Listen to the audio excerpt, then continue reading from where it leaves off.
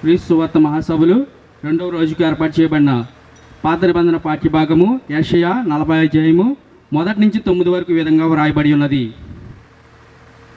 మీ దేవుడు సెలవిచ్చిన మాట ఏదనగా, నా జనులను ఓదార్చుడి, యెరూషలేముతో ప్రేమగా మాట్లాడుడి. ఆమె యుద్ధకాలము సమాప్తమాయెను, ఆమె దోషరుణము తీర్చబడెను.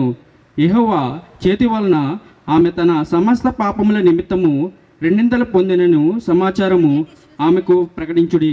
ఆలకించుడి, అడవిలో ఒకడు ప్రకటించుచున్నాడు ఎట్లనగా, అరణ్యంలో యెహోవాకు మార్గము సిద్ధపరచుడి, ఎడారిలో మా దేవుని రాజమార్గము సరళము చేయుడి.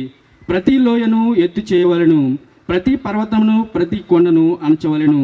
వంకరవి చక్కగాను కరుకైనవి సమముగాను ఉండవలెను. యెహోవా మహిమ బయలుపరచబడును, ఒకడును తప్పకుండా సర్వశరీరులు దాన్ని చూచెదరు. ఇలాగున జరుగునని యెహోవా సెలవిచ్చి ఉన్నాడు. ఆలకించుడి, ప్రకటించుమని ఒకడు ఆజ్ఞ ఇచ్చుచున్నాడు, నేనేమి ప్రకటించునని మరి ఒకడు అడుగుచున్నాడు. సర్వశరీరులు గడ్డి అయి ఉన్నారు, వారి అందమంతయు అడవి పువ్వులే ఉన్నది. యెహోవా తన శ్వాసము దాని మీద ఊదగా గడ్డి ఎండును, పువ్వు వాడును.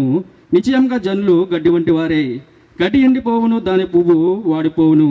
మన దేవుని వాక్యము నిత్యము నిలుచును. సియోను సువార్త ప్రకటించున్నదానా, ఉన్నత పర్వతము ఎక్కుము. యెరూషలేము సువార్త ప్రకటించుచున్నదానా, బలముగా ప్రకటించుము, భయపడక ప్రకటింపుము. ఇదిగో మీ దేవుడు అని యోధా పట్టణములకు ప్రకటించుము. ఇంతటిది వాక్యము ముగించున్నది.